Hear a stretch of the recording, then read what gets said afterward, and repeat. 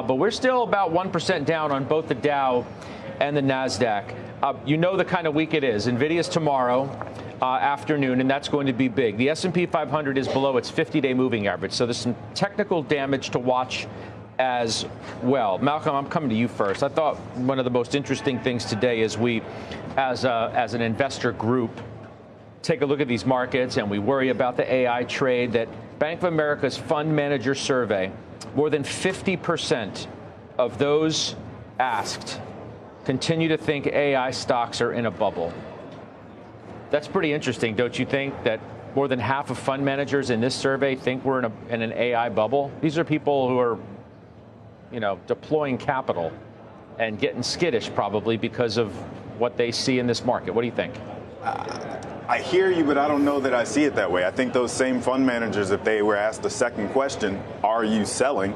The answer would still be no. So the concern is I have to own these Mag 7 names. I have to own these AI heavy names because I can't afford to get caught out right now being underweight tech. And so those same fund managers, until we see, I saw the same talking point you're talking about, but nowhere in there are we saying that we don't want to own Microsoft, we don't want to own Amazon, we don't want to own Google. Well, somebody's been selling the names. I didn't want to front run that one. I thought I wouldn't steal your thunder on that. That's okay, but I mean, somebody's obviously been selling these stocks. They're all, well off their 52-week highs. I don't think it's these same institutional fund managers, though, that we're talking about. I think a lot of retail is getting skittish right now. You see the price of Bitcoin, and it obviously has to have a correlation to everything that's happening in the riskier names. A couple of weeks ago, you had Liz Ann Saunders on. She was talking about how the retail investor at Schwab is focus more on those quantum names, the crypto names, they went downstream into the micro caps, and they were probably going to be rotating back into the things that we consider them finding their religion. I think she was absolutely right, and this is us seeing the culmination of that. So, Josh, you have the stat that I read, and then you have JP Morgan's vice chairman, Dan Pinto. He warns of a possible correction in valuations. And then on top of all of that, you have Rothschild Redburn today downgrading both Microsoft and Amazon to neutral from buy. They say, quote, it's time to take a more cautious stance on the hyperscalers and move beyond the industry's reassuring trust us. Gen AI is just like early cloud 1.0 narrative, which looks increasingly misplaced. This is a big call today. Microsoft shares are lower. By the way, Microsoft's underperforming the S&P now over the prior 6 months. Yeah, I think that's a perfectly respectable call to make, and it's not impugning Microsoft's strategy for Gen AI, and it's not specific to anything that these companies are doing. It's really more about how much future earnings growth have we already priced in. It's not like this rally started 3 months ago.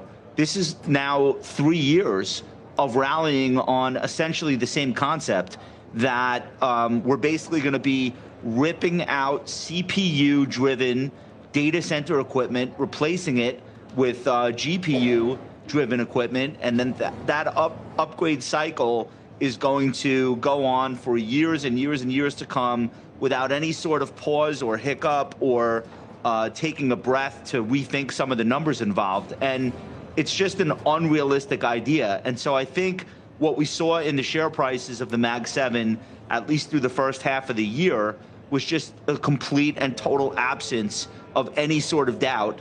And what's changed in the last, let's say, 2 to 3 weeks is a lot more questions being asked. If you're bullish and if you're constructive, you actually would prefer this scenario versus a continued melt up that goes on for another 2 or 3 months, right into early January, February, and then all of a sudden we have Empire State Building shaped charts, parabolic moves higher in multi-trillion-dollar companies, and instead of a dip or a correction, we get something much worse. I prefer this. I like that questions are being asked.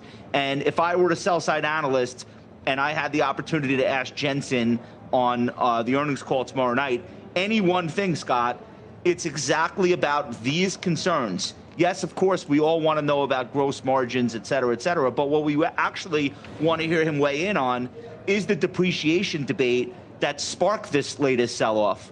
We want to know. Jensen, you have openly mocked people for using previous generations of your equipment, of GPUs. You have sped up the upgrade cycle to once a year from once every 18 months or once every 2 years. Congratulations. How do we square the circle with companies that are in the cloud, the hyperscaler or the neoscaler, who are talking about 5- and 6-year depreciation schedules? Can you harmonize those two things in a way that makes us all feel comfortable that we're not going to have that hiccup? And I don't know if someone's going to ask him that question, but that is the only question that I really need to hear from him tonight. They might now. Jimmy, you own both Microsoft and Amazon. So you want to weigh in on this downgrade? It's pretty striking call here, and the language is right in the face of these two companies. Time to take a more cautious stance on the hyperscalers and move beyond the industry's reassuring "trust us." Yeah, it feels to me, Scott, like that's reflective of a mood right now, a mood that I would characterize as a correction going on in the markets. I will admit that a week ago I thought this was just a little liquidity lightness that was causing things, but now it has evolved into something that I would characterize as a sentiment-driven correction where people are expressing sentiments like this analyst call right now. Which we said at the time. I mean, you tried to blame it on the government shutdown. Okay, I've moved past that, and I've said this has evolved into a correction, which is what I believe it is. However, to be more specific, and this is where this note that you just referenced comes into play, it is sentiment-driven.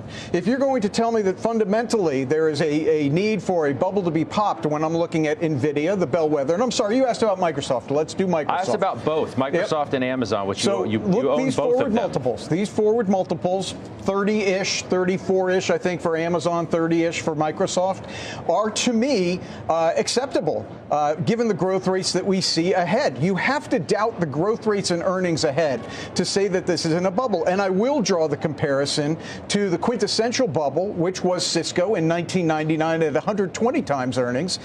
Given the earnings growth rates of Amazon and Microsoft, to be at 30, 34 times forward does not frighten me at all. This is a correction.